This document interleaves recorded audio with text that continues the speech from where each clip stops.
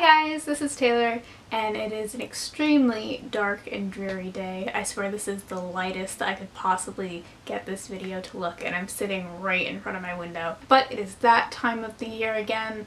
The feeling has seized me, and as I usually do a couple of times a year, I have decided that it is time to unhaul some books. There are a couple reasons for this unhaul, the first being that I'm actually getting to the point where I'm going to need another bookcase soon. But before I invest in that, I figured I'd do a nice, healthy book unhaul just as kind of a last-ditch effort. Even though most of the books I'm unhauling here are TBR books, and as many of you know, I don't shelve books that I haven't read, so it's kind of fruitless, but whatever.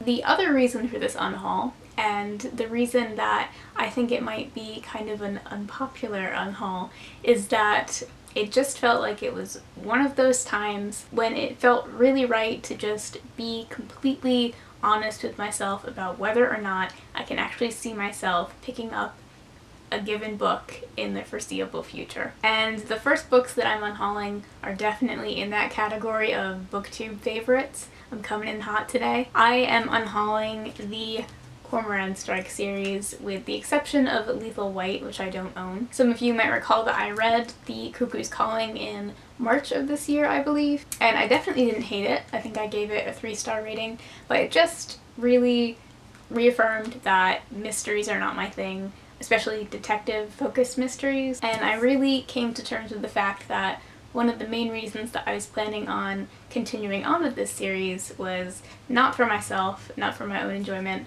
but rather because they would look really nice all lined up on a shelf together.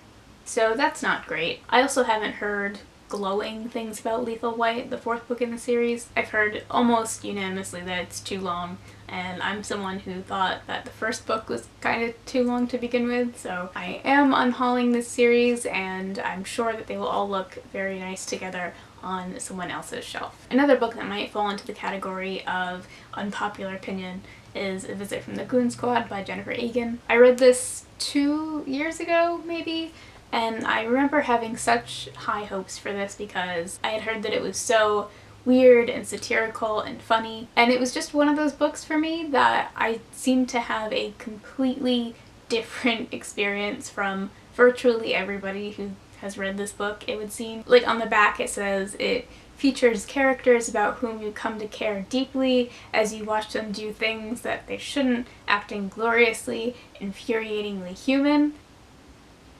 I just didn't get this. I didn't connect with it remotely the same way that a lot of other people seem to. And even in the way that it was weird, it wasn't the effective, useful type of weird that I usually look for. It's just very confusing to me. So again, a very beloved book, and I wish it the best, and I hope that it gets to a better home. The next book won't be controversial because I think like 10 people have read this book. Halifax, Warden of the North by Thomas H. Riddall. Halifax is just one of those cities that I have a little micro-obsession with, and I've always wanted to read a comprehensive book on its history, but this is a mass market paperback, and the text is maddeningly small. I have to read nonfiction in a larger format. I don't know why that is, but whenever I try to read nonfiction in a mass market paperback edition, I just get so frustrated. So I'm still interested in reading this. I'm going to be looking out for a different edition because I know that just as is, it's just not going to happen. In a similar vein, I am also unhauling my anthologies of the Arctic and the Antarctic. These are compilations of a lot of different writings on the Arctic and the Antarctic, all spanning different centuries, I believe, and I've just owned these for years, and I really like the idea of me reading them, but at this point, I'm just not sure that it's actually going to happen. Also, Thousand Splendid Suns by Khaled Hosseini. I don't have any real reasoning for this one beyond, again, the fact that I've owned this for maybe 5 years at this point, and I've never really felt compelled to actually pick it up. I get really nervous about books that are like international bestsellers just because my personal tastes are so niche that I feel like the odds of me liking this are not really in my favor. So I'm saying goodbye to this copy. I'm still open to the idea of this maybe coming back into my life one day. Who knows? The next ones do kind of sting a little.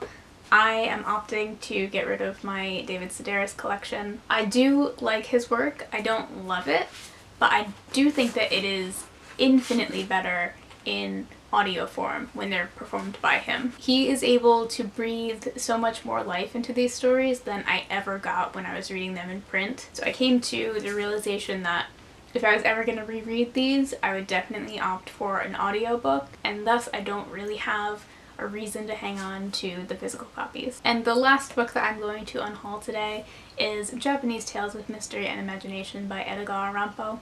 Again, a little bit of a painful one for me. This is a collection of mysterious stories from really the first commercially successful Japanese writer of mystery short stories. I read this time last year, and unfortunately I was really disappointed by it. I don't recall many of these short stories at all anymore, and the ones that I do remember are not for the right reasons. The one that really sticks out in my memory is a story about a woman whose husband returns from war and he is disfigured and paralyzed, and basically she just sees him as a monster. His existence just disturbs her. And unfortunately that's all I really think about when I look at the short story collection anymore.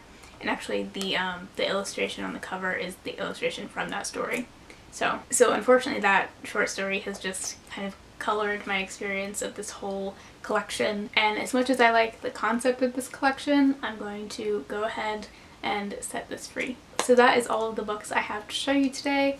If I unhauled your favorite book, I truly apologize, and feel free to let me know in the comments. But that's all I have for you today. I hope you're having a great day, and I'll see you soon. Bye!